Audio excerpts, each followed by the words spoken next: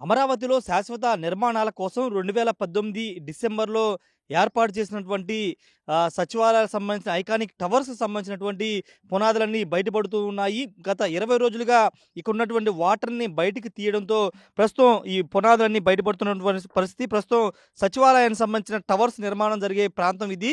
ఇక్కడ మొత్తం వాటర్ అంతా కూడా గత 20 రోజులుగా ప్రత్యేకంగా అమర్చినటువంటి మోటార్ల సాయంతో బయటికి తీయడంతో మనకి టవర్స్ అన్నికి సంబంధించిన పునాదులు బయటపడుతున్నాయి. ఇక్కడ ఇటు చూస్తున్నాం కదా! ఇవన్నీ కూడా సచివాలయం ఐకానిక్ టవర్స్ దాదాపు 5 టవర్స్ నిర్మాణం చేయాలనుకున్నారు. దానికి అనుగుణంగా రాఫ్ట్ ఫౌండేషన్ ద్వారా పునాదులు దాదాపు 10 మీటర్ల లోతు వరకు కాంక్రీట్‌ని పంపించి చాలా బలంగా దీన్ని నిర్మాణం చేశారు. చూస్తున్నాం కదా!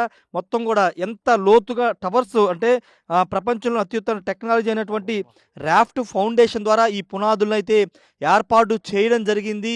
ఇప్పటికీ లోపలంటే 5 ఏళ్ళు ఇవి వాటర్‌లో నిలవ ఉన్నప్పటికీ ఎక్కడా చెక్కు చెదరకోకుండా అదే విధంగా ఉన్నాయి. అంత బలంగా పునాదులు వేశారని చెప్పాలి. భూమికి చూడొచ్చు ఒకసారి ఇటువైపున చూస్తే గనక మనకి పైన హైట్ చూస్తే గనక దాదాపు ఆ పైన ఎంత హైట్ ఉందో ఇక్కడ దాదాపు 9, 10 మీటర్ల లోపలికి అంటే మట్టిని తవ్వి లోపలికి లోపల 9 మీటర్ల లోపల నుంచి కాంక్రీట్ వేసుకుంటూ ఒక రాఫ్ట్ ఫౌండేషన్‌ని ఏర్పాటు చేయడం వల్లే 5 సంవత్సరాల తర్వాత కూడా అంతే గట్టిగా పునాదులు కనబడుతున్నాయి. మనకి ఇక్కడ కనబడుతున్నటువంటి ఈ ఐరన్ చూస్తే గనక ఎక్కడ కూడా తుప్పు పట్టడం గానీ ఎక్కడ కూడా మనకు కనబడట్లేదు. జస్ట్ కలరు మారింది. ఆ కలర్ కూడా పెద్ద ప్రాబ్లమ్ కాదని ఇప్పటికే ఐఐటీ మద్రాస్ ఐఐటీ అదేవిధంగా హైదరాబాద్ ఐఐటీకి సంబంధించిన వాళ్ళు నిర్ధారించారు. పునాదులు కొత్తగా వేయనవసరం లేదు.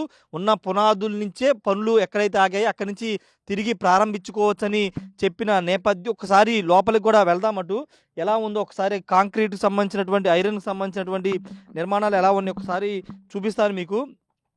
పూర్తిగా ఐకానిక్ టవర్స్‌తో పాటు అసెంబ్లీ అదేవిధంగా హైకోర్టు ఈ మూడిట్లికి సంబంధించినటువంటి భవనాలకి అప్పట్లో రాఫ్ట్ ఫౌండేషన్ ద్వారా ఇవన్నీ ఏర్పాటు చేయడం జరిగింది. చూడొచ్చు ఒకసారి ఇవన్నీ కూడా ఎంత అంటే లైట్‌గా కొన్ని తుప్పు పట్టాయి. కొన్ని డ్యామేజ్ అయితే జరగలేదనేది మద్రాస్ ఐఐటీ అదేవిధంగా హైదరాబాద్ ఐఐటీ వాళ్ళు నిర్ధారించారు. ఒకసారి ఐఐటీ నిపుణులొచ్చి వీటిని పరిశీలించబోతున్నారు.